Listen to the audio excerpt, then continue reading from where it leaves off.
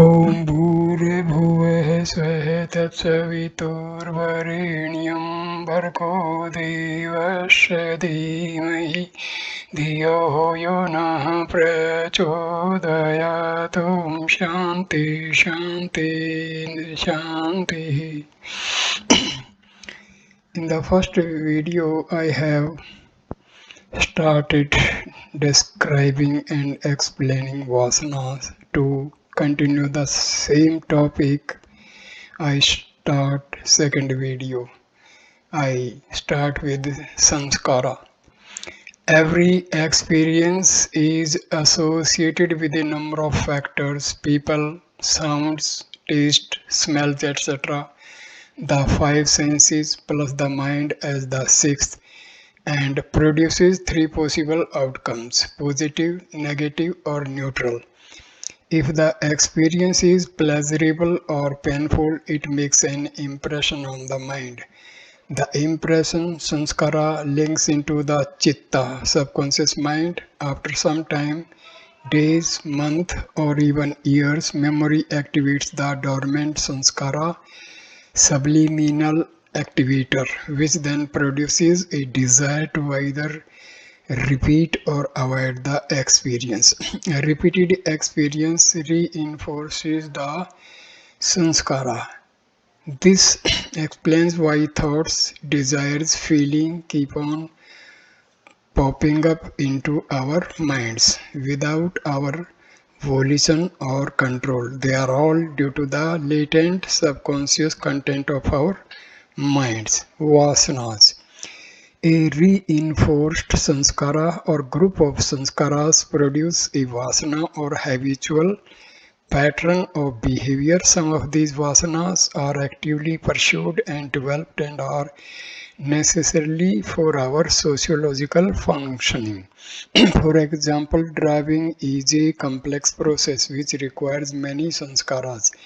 Learning the road rules, traffic signs and signals, vehicle control, other traffic on the road, pedestrians, etc., etc., all of which require learning and concentration and repeated practice.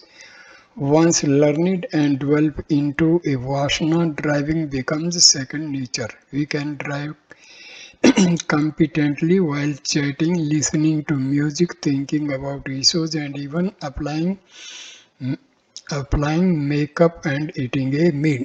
Apart from these positive sanskaras and vasanas, which are essential for our functioning as humans, there are also negative sanskaras which cause us suffering and obstruct our efficient functioning. These are our defense and avoidance mechanisms which we use to protect our egos, and these are the ones we need to work with in our spiritual practice sadhana. And our all actions, they are controlled by these sanskaras and vasanas.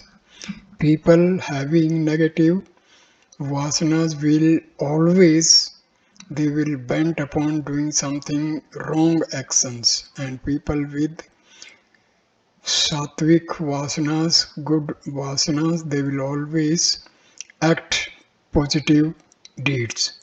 So our actions are completely controlled by our sanskaras and vasanas.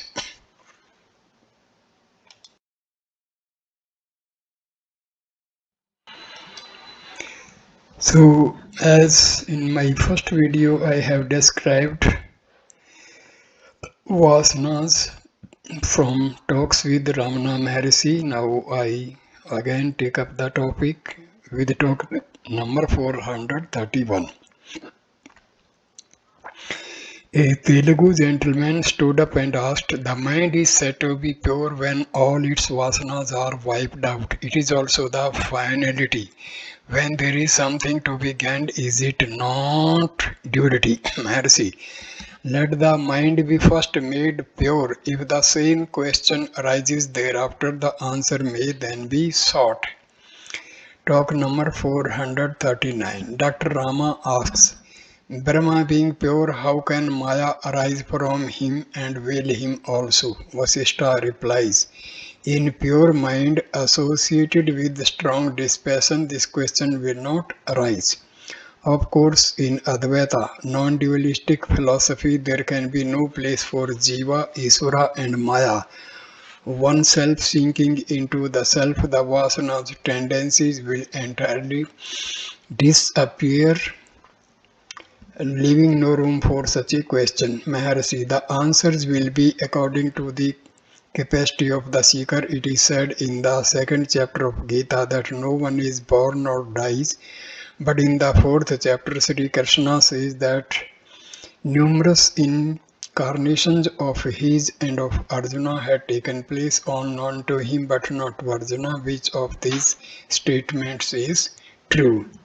Both statements are true, but from different standpoints. Now a question is raised, how can Jiva rise up from the self?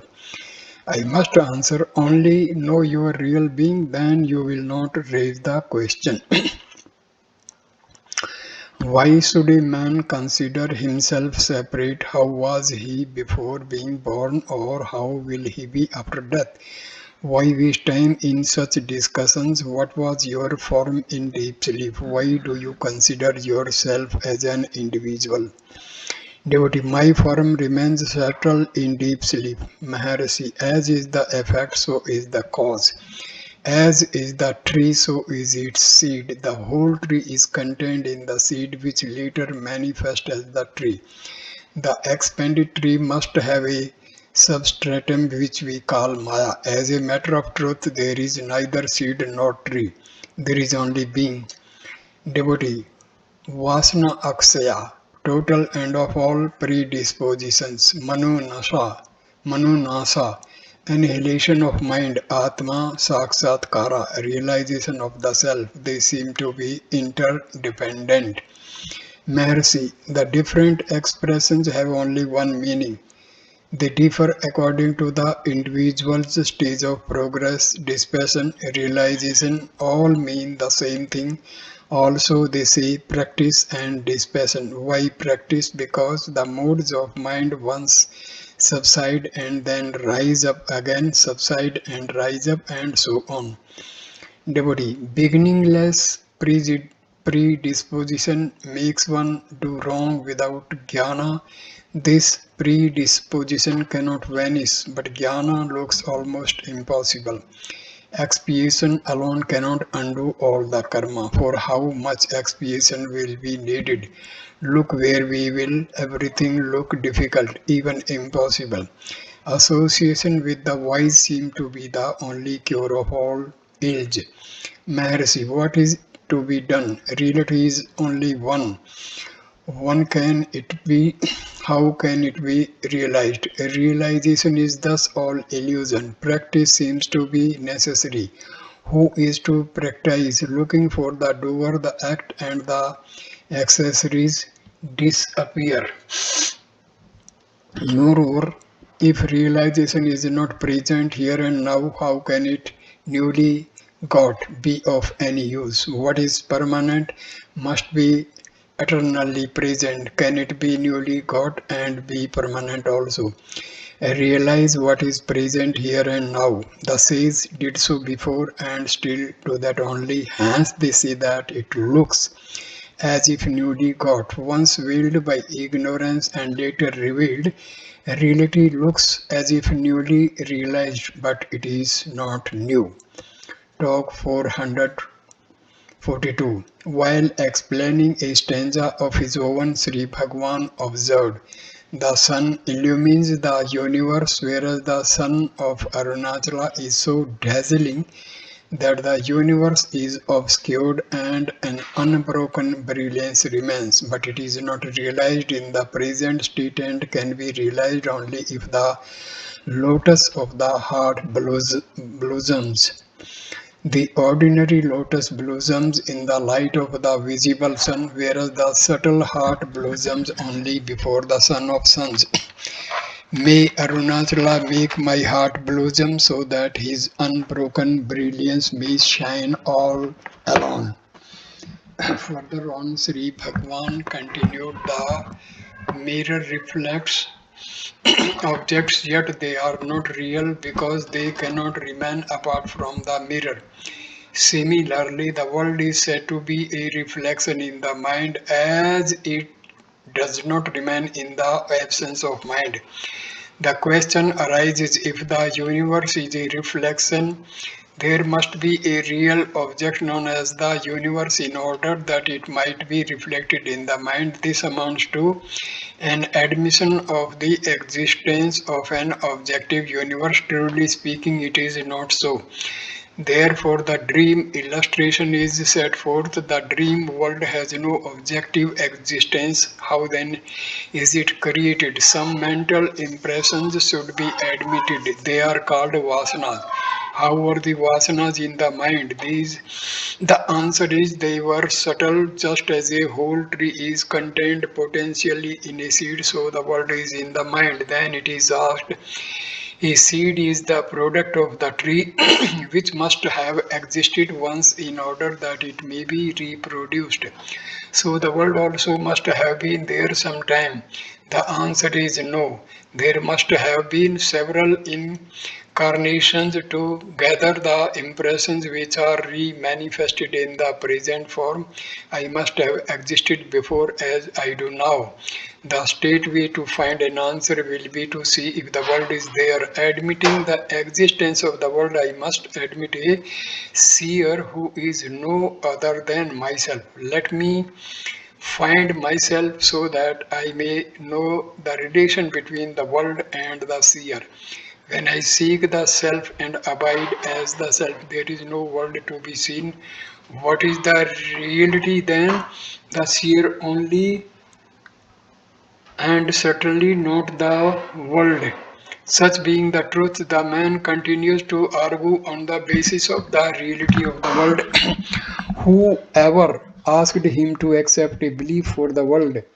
Yoga Vasishtha clearly defines liberation as the abandonment of the false and remaining as being. Talk 449. From a story being related by Sri Bhagwan, the bodily functions may be forcibly controlled and the mind may be reveling in righteous thoughts. One cannot control one's vasanas as easily as the physical frame. Talk number 449. Devotee, is not individuality anadi without beginning? Mercy, investigate and see if there is any individuality at all. Ask the question after solving this problem.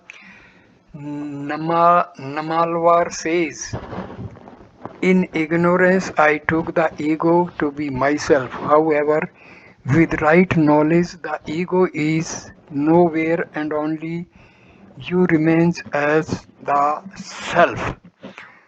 Both monists and dualists are agreed on the necessity of self-realization. Let us do it first and then discuss. The side issues, Advaita or Dvaita, cannot be decided on theoretical considerations alone. If the self is realized, the question will not arise at all. Even Sukha had no confidence in his brahmacharya, whereas Sri Krishna was sure of his brahmacharya. Self-realization is designated by so many different names, Satya, Brahmacharya, etc. What is natural to the state of self-realization forms the disciplinary course in the other state. I am the body. Idea will become extinct only on self-realization. With its extinction, the vasanas become extinct and all virtue will remain ever. Devotee, sanskaras are said to be persist only in a jnani. Mercy, yes, they are bhoga hetu, leading to enjoyment only and not bandha hetu. Devotee, this fact is often abused by fakes who pretend to be sadhus but lead vicious lives. They say it is prarabdha, remnant of past karma. How shall we mark off the fakes from the genuine sadhus? Maharshi, the one who has given up the idea of being the doer cannot repeat, this is my prarabdha. The Gyanis lead different lives is true for the benefit of others. The Gyanis cannot make use of this in explanation of their lives and conduct. Talk number 515. Devotee. In the explanation given yesterday, it is said that the removal of avarna results in the annihilation of the karna sarira. That is clear. But how is the gross body considered to fall off too? Maharshi, the vasanas are of two kinds, bandha hetu causing bondage and bhoga hetu only giving enjoyment. The Jnani has transcended the ego and therefore all the causes of bondage are inoperative. Bandha hetu is thus at an end and prarabdha, past karma remains as bhoga vasana to give enjoyment only. Therefore, it was said that the Sukshma Sarira alone survives Jnana. Kevala says that Sanchita karma, stored karma, is at an end simultaneously with the rise of Jnana, that Agami karma now collecting is no longer operative owing to the absence of the sense of bondage, and that prarabdha will be exhausted by enjoyment, bhoga only. Thus the last one and in course of time and then the gross body also falls away with it. Sarira Traya, the three bodies, and Karma Traya, the three karmas, are mere phrases meant for the delectation of debaters. A jnani is not affected by any of them. An aspirant is instructed to find who he is. If he does so, he will take no interest in discussing such matters as above. Find the self and rest in peace. Talk number 562. There is a statement in the book Vichara Sangraha that though a person realizes the self once, he cannot for that simple reason alone become a mukta. He continues to remain a victim of vasanas, latencies. Sri Bhagwan was asked whether the realization referred to was the same as the jnanis, and if so, why there should be a difference in their effects. Maharshi replies, the experience is the same. Every person experiences the self consciously or unconsciously. The Ajnani's experience is clouded by his latencies, whereas the Jnani is not so. The Jnani's experience of the self is therefore distinct and permanent. A practitioner may by long practice gain a glimpse of the reality. This experience may be vivid for the time being, and yet he will be distracted by the old vasanas, and so his experience will not avail him. Such a man must continue his manana and nidhi dhyasana so that all the obstacles may be destroyed. He will then be able to remain permanently in the real state. Talk 569. A mirror as we know it is an insentient object which reflects light. What corresponds to a mirror in an individual? The light of the self-luminous self is reflected on Mahatattva. The reflected light is the mind, ether, or pure mind. This illumines the vasanas, latencies of the individual, and hence the sense of I and this arises. Talk number 586. Devotee. Is there any particular upasana method meditation which is more efficacious than others? Mercy, all upasanas are equally efficacious, but each one takes easily to one kind of upasana which suits his previous vasanas. Talk number 616. Devotee, is the Jivanadi an entity or a figment of the imagination? Maharshi, the yogis say that there is a nadi called the Jivanadi, Atmanadi, or Paranadi. The Upanishads speak of a center from which thousands of nadis branch off. Some locate such a center in the brain and others in other centers. The Garbha Upanishad traces the formation of the fetus and the growth of the child in the womb. The jiva is considered to enter the child through the fontanelle in the seventh month of its growth. In evidence thereof, it is pointed out that the fontanelle is tender in a baby and is also seen to pulsate. It takes some months for it to ossify. Thus the jiva comes from above, enters through the fontanelle and works through the thousands of the nadis which are spread over the whole body.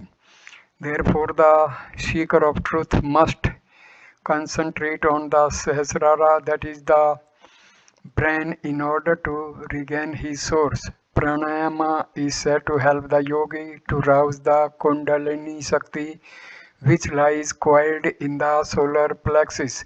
The Shakti rises through a nerve called the Sushumna, which is embedded in the core of the spinal cord and extends to the brain. If one concentrates on the Sahasrara, there is no doubt that the ecstasy of Samadhi ensues. The Vasanas, that is the latencies, are not however destroyed. The yogi is therefore bound to wake up from the Samadhi because release from bondage has not yet been accomplished. He must still try to eradicate the Vasanas in order that the latencies yet inherent in him may not disturb the peace of his Samadhi.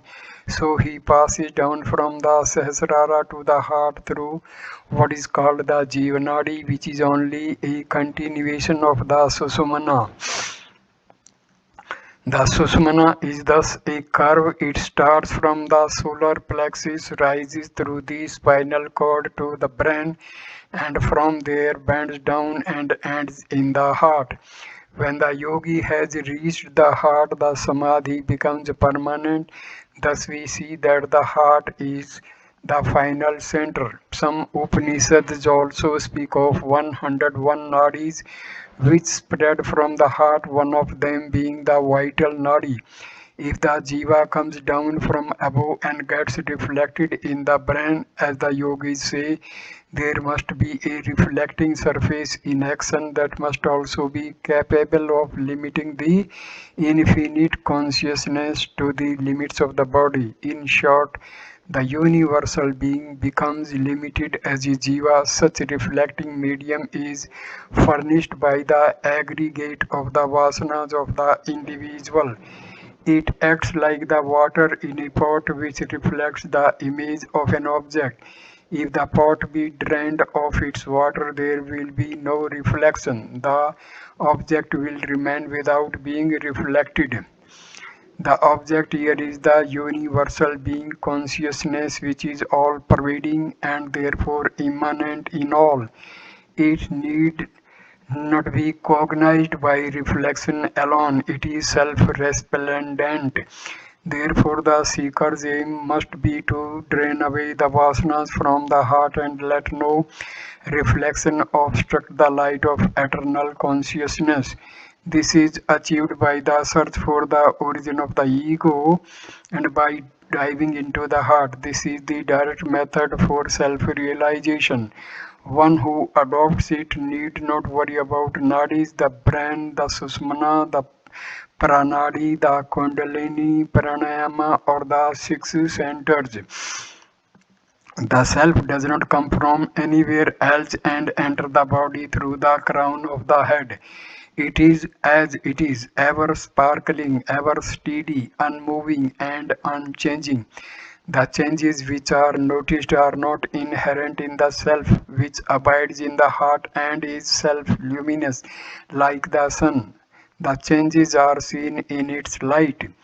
The relation between the self and the body or the mind may be compared to that of a clear crystal and its background. If the crystal is placed against a red flower, it shines red. If placed against a green leaf, it shines green, and so on. The individual confines himself to the limits of the changeful body or of the mind which derives its existence from the unchanging self. All that is necessary is to give up this mistaken identity, and that done, the ever shining self will be seen to be the single non dual reality. The reflection of consciousness is said to be in the subtle body, Sukshma Srira, which appears to be composed of the brain and the nerves radiating from it to all parts of the trunk, chiefly through the spinal column and the solar plexus. When I was on the hill, Naina Kavakantha Ganpati Mani once argued that the brain was the seat of the Vasanas because it consisted of innumerable cells in which the Vasanas were contained and illuminated by the light of the self which projected from the heart.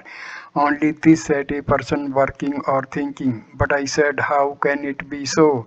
The vasanas must be with one's self and can never remain away from the self. If, as you say, the vasanas be contained in the brain and the heart is the seat of the self, a person who is decapitated must be rid of his vasanas and should not be reborn. You agree that it is absurd. Now, can you say that the self is in the brain with the vasanas? If so, why should the head bend down when one falls asleep? Moreover, a person does not touch his head and say I. Therefore, it follows that the self is in the heart and the vasanas are also there in an exceedingly subtle form. When the vasanas are projected from the heart, they are associated with the light of the self, and the person is said to think. The vasanas, which lie embedded in an atomic condition, grow in size in their passage from the heart to the brain. The brain is the screen on which the images of the vasanas are thrown, and it is also the place of their functional distribution. The brain is the seat of the mind, and the mind works through it. So then this is what happens when a vasana is released and it comes into play. It is associated with the light of the self. It passes from the heart to the brain, and on its way it grows more and more until it holds the field all alone, and all the vasanas are thus kept in abeyance for the time being. When the thought is reflected in the brain, it appears as an image on a screen. The person is then said to have a clear perception of things. He is a great thinker or discoverer. Neither the thought that is extolled as being original, nor the thing, nor the country which is claimed to be a new discovery is really original or new. It could not manifest unless it was already in the mind. It was, of course, very subtle and remained imperceptible because it lay repressed by the more urgent or insistent thoughts or vasanas. When they have spent themselves, this thought arise, and by concentration the light of the self makes it clear so that it appears magnificent, original and revolutionary. In fact, it was only within all along. This concentration is called samyamana in the Yoga Shastras. One's desire can be fulfilled by this process, and it is said to be a siddhi.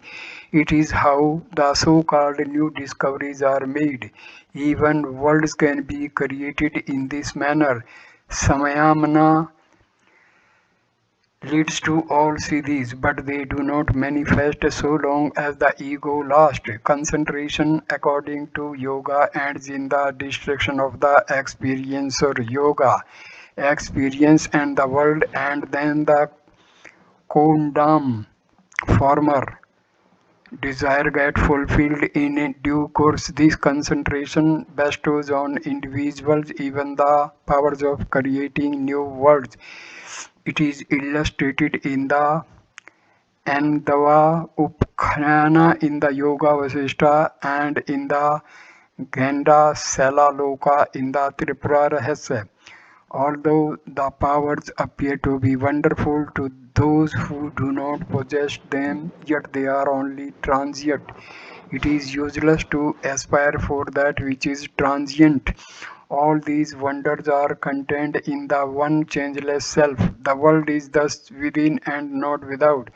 This meaning is contained in verses 11 and 12, chapter 5 of Sri Ramana Gita. The entire universe is condensed in the body and the entire body in the heart. Thus, the heart is the nucleus of the whole universe. Therefore, Samyamana relates to concentration on different parts of the body for the different siddhis. Also, the Visva or the Virat is said to contain the cosmos within the limits of the body. Again, the world is not other than the mind is not other than the heart. That is the whole truth. So the heart comprises all. This is what is taught to Svetaketu by the illustration of the seed of a fig tree. The source is a point without any dimensions. It expands as the cosmos on the one hand and as infinite bliss on the other. That point is the pivot. From it, a single vasana starts, multiplies as the experiencer I experience and the world. The experiencer and the source are referred to in the mantra. Two birds exactly alike arise simultaneously. When I was staying in the Sakanda Ashramam, I sometimes used to go out and sit on a rock. On one such occasion, there were two or three others with me, including Rangaswamy Iyengar. Suddenly, we noticed some small moth-like insect shooting up like a rocket into the air from a crevice in the rock. Within the twinkling of an eye, it had multiplied itself into millions of moths which formed a cloud and hid the sky from view. We wondered at it and examined the place from which it shot up. We found that it was only a pinhole, and I knew that so many insects could not have issued from it in such a short time. That is how Ahankara ego shoots up like a rocket and instantaneously spreads out as the universe. The heart is therefore the center. A person can never be away from it. If he is already dead. Although the Upanishads say that the jiva functions through other centers on different occasions, yet he does not relinquish the heart. The centers are simply places of business, Vidya, Vedanta, Chudamani. The self is bound to the heart like a cow tethered to a peg. The movements are controlled by the length of the rope, all its wandering center around the peg. A caterpillar crawls on a blade of grass, and when it has come to the end, it seeks another spot. While doing so, it holds on with its hind legs to the blade of grass, lifts the body, and sways to and fro before it can hold another. Similarly, it is with the self. It stays in the heart and holds other centers also according to circumstances, but its activities always center around the heart. Talk number 617. There are five states for the individual. They are number 1 Jagrat, number 2 Swapna, number 3 Susupti, number 3 Turiya, number 5 Turiyatita. Of these, the Jagrat is the waking state. In it, the Jiva in the Visva aspect and the Lord in the Virat aspect, abiding together in the 8 petals of the heart lotus, function through the eyes and enjoy novel pleasures from various objects by means of all the senses, organs, etc.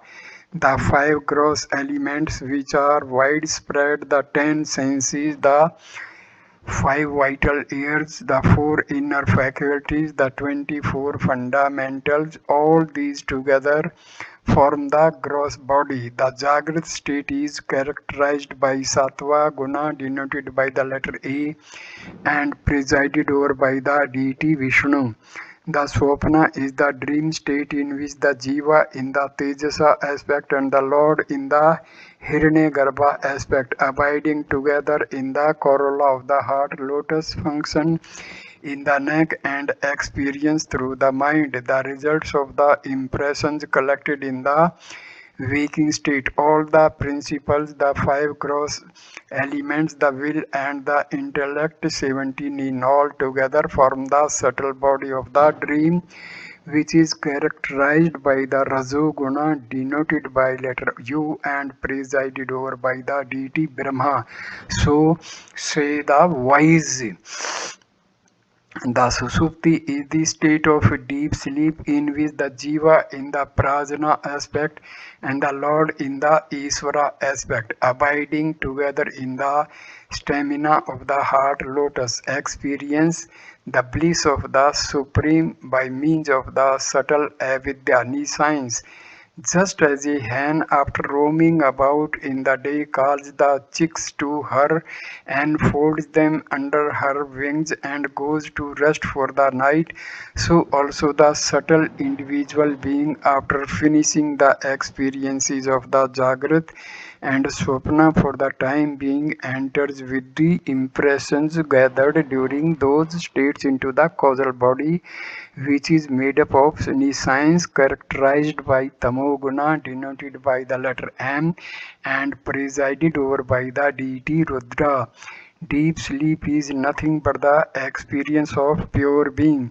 The 3 states go by different names, such as the 3 regions, the 3 forts, the 3 deities, etc. The being always abides in the heart, as stated above. If in the Jagrat state the heart is not relinquished, the mental activities are stilled and Brahma alone is contemplated.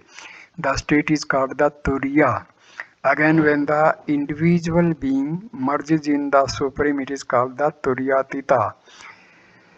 Vegetable kingdom is always in Susupti. The animals have both Swapna and Susupti. The gods, celestials are always in Jagrat. Man has all the 3 states. But the clear-sighted yogi abides only in Turiya, and the highest yogi remains in Turiyatita alone. The 3 states alternate involuntarily for the average man. The last 2, Turiya and Turiyatita, are however the result of practice and form clear aids to liberation. Of the other 3 states, Jagrata, Swapna and Susupti, each one is exclusive of the other 2 and limited by the conditions of time and space. They are therefore unreal.